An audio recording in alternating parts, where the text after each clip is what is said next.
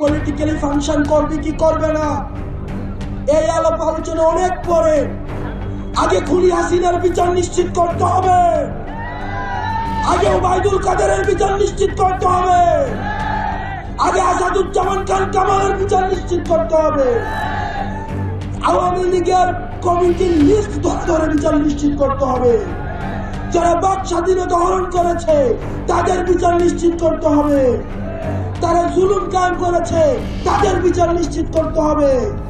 আগে তাদের বিচার নিশ্চিত করা হবে, তারপরে ওই আলোচনা আসবে যে আওয়ামী লীগ পলিটিক্যালি ফাংশন করবে কি করবে না।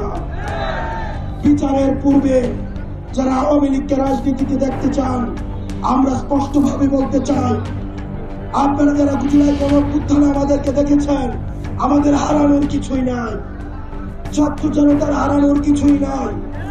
স্পষ্টভাবে বলতে চাই, নির্বাচনে আওয়ামী লীগ আসবে কি আসবে না সেই আলাপ বাদ দিয়ে আওয়ামী লীগের বিচার নিশ্চিতের জন্য প্রত্যেকটি রাজনৈতিক দল থেকে আপনারা আলাপ তুলুন। আপনারা যদি আওয়ামী লীগের বিচারকে পাশ কাটিয়ে আপনারা যদি নির্বাচনের জন্য আওয়ামী লীগকে নিয়ে আসতে চান, তাহলে আমরাও আপনাদেরকে সন্দেহের চোখে দেখি। প্রিয় সহযোদ্ধা, আপনারা জানেন এই 5 আগস্ট পরবর্তী সময়ে বাংলাদেশে এখনো পর্যন্ত কোনো ষড়যন্ত্র থেমে নাই, বিদেশ থেকে ষড়যন্ত্র করা হচ্ছে।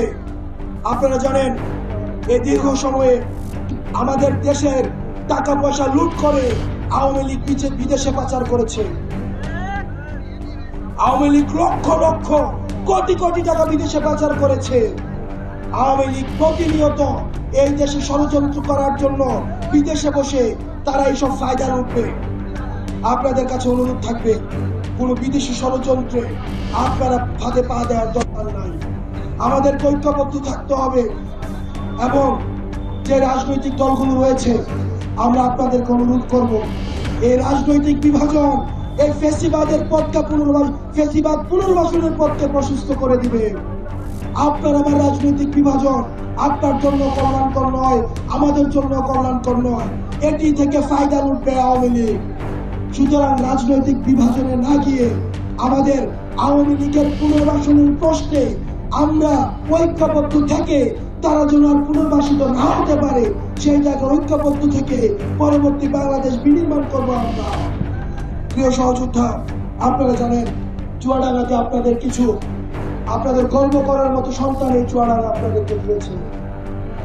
আমরা যখন ইউনিভার্সিটিতে ফার্স্ট ইয়ারে পড়তে দেখেছি, মানুষ যখন ভয়ে কথা বলতো না, মানুষ যখন কায়দা করে বেঁচে থাকতো, ঠিক সেই সময় দেখেছি আপনাদের চুয়াডাঙ্গার আমলডাঙ্গার সন্তান মোল্লা এহসান ভাই ঠিক তখনও এই ফ্যাসিবাদের চোখে চোখ রেখে কথা বলতো।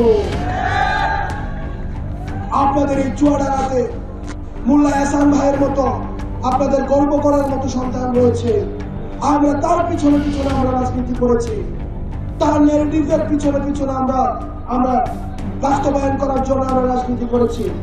আপনাদের পাশে কুষ্টিয়াতে রয়েছে আমাদের বাগিনী, আমাদের ডিবিতে যাকে ধরে নিয়ে যাওয়া হয়েছিল, আওয়ামী লীগের চোখে চোখ রেখে সব সময় এই ফ্যাসিবাদীর পুরো আমলে যে লড়াই করে গিয়েছে আমাদের নুসরাত তাবাসসুম। এই চুয়াডাঙ্গা আপনাদেরকে গর্ব করার মতো সন্তান দিয়েছে। আপনারা তাদেরকে ধারণ করতে হবে, আপনারা তাদেরকে রক্ষা করতে হবে, আপনারা তাদেরকে তুলে ধরতে হবে এবং পরবর্তীতে এই চুয়াডাঙ্গা কুষ্টিয়া পরবর্তী বিনির্মাণের জন্য তাদের থেকে আপনাদের পরামর্শ নিতে হবে। প্রিয় চুয়াডাঙ্গাবাসী, আপনাদের শিক্ষার্থীদেরকে ঐক্যবদ্ধ থাকতে হবে। বিভিন্ন ষড়যন্ত্র হচ্ছে চারিদিকে। আপনারা দেখেছেন গতকাল ঢাকায় ষড়যন্ত্র হয়েছে।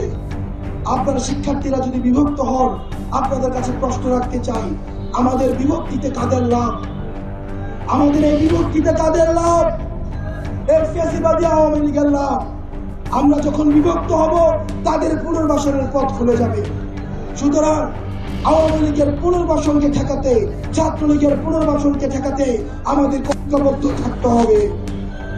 প্রিয় দেশবাসী, আমরা একটা 24 পরবর্তীতে আমাদের অতীতের যে ধরনের ভাবাদর্শিক যে সংঘর্ষগুলো রয়েছে সেগুলিকে পাশ কাটিয়ে আমরা একটি সার্ভিস ওরিয়েন্টেড বাংলাদেশ দেখতে চাই। আমাদের প্রবীণরা যে বাংলাদেশ আমাদেরকে দিতে পারে নাই, তারা ৭১ পরবর্তী সময়ে, ৯০ পরবর্তী সময়ে আমাদেরকে যে বাংলাদেশ দিতে ব্যর্থ হয়েছে, আমরা সেই বাংলাদেশ উপহার দিতে চাই। যে বাংলাদেশে প্রত্যেকটা মানুষ নাগরিক হয়ে উঠবে, যে বাংলাদেশে প্রত্যেকটা মানুষ নাগরিকের যে অধিকার রয়েছে সেই অধিকার নিয়ে গর্ব করে বাংলাদেশে বাঁচতে পারবে। সেই পর্যন্ত আপনারা ভালো থাকবেন, সুস্থ থাকবেন। আমরা যেন একটি ২৪ পরবর্তী একটি আদর্শ বাংলাদেশ করতে পারি, সার্ভিস ওরিয়েন্টেড বাংলাদেশ করতে পারি এবং সেখানে সবার অংশগ্রহণ